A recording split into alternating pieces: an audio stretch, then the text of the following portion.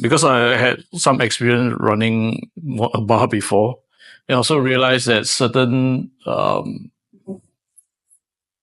they don't share information that openly. Like if there's certain figure in the scene that's like, example, like okay, let's say very shady. Yeah, correct. Shady people who has worked in venues before, like for this venue A maybe, and it is not very entirely that clean, and then he moved to venue B, but no one warns anyone else about this figure. You know what I mean? So they don't do that. I think that's something I feel that could change, because Singapore is not very big actually. Yeah. And I'm not in the whole idea where you want to badmouth people, but I think if a certain individual is causing harm or to like in the industry, like not being honest in the dealings, I think that kind of information should be made known. You know what I mean? Rather than venue A and venue B committing the same mistakes all over again because of this individual. So I feel information like that. And I also feel that sometimes, I think, after all, it's still a business. So I think venues, they are a bit competitive. They don't share information, which to a certain point, I agree. I understand, like you don't want to. Competitive edge. Yeah, correct. But I also feel that sometimes that bleeds onto the scene as a whole. Yeah, because I'm not going to name names, but they are collectives, they are they are cliques, There's cliques in the scene, and if you're not cool enough, you're not be seen in that scene and some of that. So they are very guarded in that sense, and in other words, gatekeeping. I'm all about sharing music. I mean, I can understand why you want to gatekeep, because it's like your DJ tool and stuff like that. But I think to a certain extent, I think if you gatekeep too much, it's going to damage the scene, because after a while, what's the point? I mean, the music is not yours in the first place. You're not the originator of it. Why are you gatekeeping? Why are you like trying to project yourself as the cool collective? Because I think it's just basically insecurity. If you had to put down others just to make yourself prop up. So I think things like that, need to change, which kind of like linked to your other question, why like collectives that collaborating, and then also like clubs, stuff like that. I think there's a chance for that, but I think thinking need to change a bit. Yeah. But I do actually have a point to an add-on to that. I think also it's in the interest also for event collectives that do come in. There would be instances also, things can go like unchecked very quickly within like the nightlife scene as well. So, and loyalty is a big thing within the scene. So a lot of the times there can be verbal agreements that are made, but are not followed through. Mm-hmm. So getting things on black and white or having a contract is something very, very important. Especially if you are dealing with different like stakeholders, be it venues, be it clubs or whatever. Things like this are very important.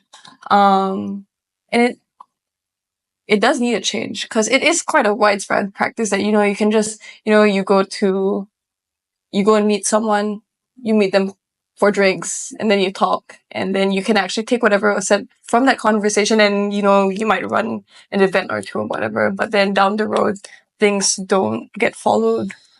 And then it becomes a problem. And it happens.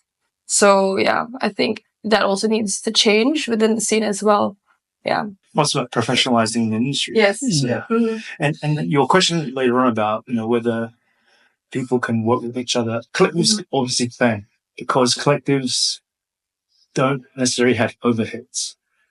Clubs are very different. Yeah. Restaurants can work together. You know why? Because today I eat in this restaurant, tomorrow I eat in this restaurant. I can't eat the same bloody food every day. A club is different. I'm here on Friday night. I'm going to spend all my money here on Friday night. I'm not spending at your place, mate. Next week, I could go to your place, but I could go back to this other place. So it's a finite amount of money that I have to spend is that night. Restaurants are different. Restaurants, every night you can eat somewhere else. So chefs are always very collaborative. And 3 meals a day. 3 meals a day. And collectives can work with each other because there's no overheads. A club, when you have to pay rent and pay salaries and pay overheads, gonna be like, you're not spending in my place, you're spending somewhere else.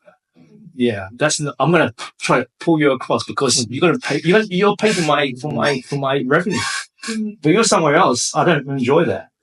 Restaurants different. Restaurant, I eat Thursday here, Friday there, Saturday there. It's fine. We share that. And so it's very different when you're actually running a club versus a collective versus a restaurant. Quite different. So like that's the question I couldn't. Yeah, I can't do that because if you're not drinking with me on this Friday night, you're drinking with someone else. That means, and if you're going to go out once a week, man, that's it, man. Your money's gone. And Right. Yeah. Do you think collaboration would also help in terms of like ensuring that that person at least spends some money with you instead of going to somewhere else? completely. Yeah, completely, right? Because I think like what you said, yeah. Oh well, okay. If you're having a good time in your place, why leave? Yeah. If I'm having a shit time in your place, I'll go very fast. And I'll never come back to you. You want to risk that? So trust me, this conversation has been in my head for 40 years about how to work with things, and it is that thing about what, Andrew, why are you so protective about? I said, because if they're not spending with me, they're spending with someone else, means I'm not earning that revenue, right? Do you think it's possible, right? Let's just say hypothetically, Zouk and Marquee being the biggest in Singapore, right? No. They can do like a collaborative festival. No, like secondary thing, not like during the operation hours, but early hours. Maybe like a day party that is like combined. Yeah, where? I don't know, like maybe December or something. Sentosa? Oh, yeah. Maybe Sentosa. Okay. Right. Day lah. Yeah, why the hell would you use that for? I don't know, increase their dominance over the country or something. When the event ends, where do they go to? Then they have a choice, They have a tag that can go either lah. Oh, okay. But then Do why? you Which think- DJs play at Zouk? Which play at Marquee? Do you think it's feasible? No. No, because like why collaborate when they could have taken 100% of the pie? So it's just all out war lah, basically. It's just a business. Right, it's a business, yeah. It's because of the finite expenditure of an individual for that period of time. Yep. And it's very different to restaurants because restaurants is like, I can eat this restaurant today, tomorrow, and tomorrow I'll eat somewhere else because I don't want to eat the same food every day. Yeah. And most restaurants, it's the same food right? Clubbing's different. It's like, I'm going to go on Friday night. My budget's to go party Friday night and spend big. Where do I go? Who's going to get all my money for the night? Yes, in Singapore context, people do move around. They go early hours here, and that's great. But do you want to be the early hours place or do you want to be a late place? Final destination. So you can be the early hour place because you're sober, you can drink more maybe. Or I want to end at the better place because I'm drunk and ready to go. Where do I spend more money? So all this stuff goes into the minds of the people who are organizing this. And you can't, there's no right or wrong answer, but that's what goes into the mind of the organizer.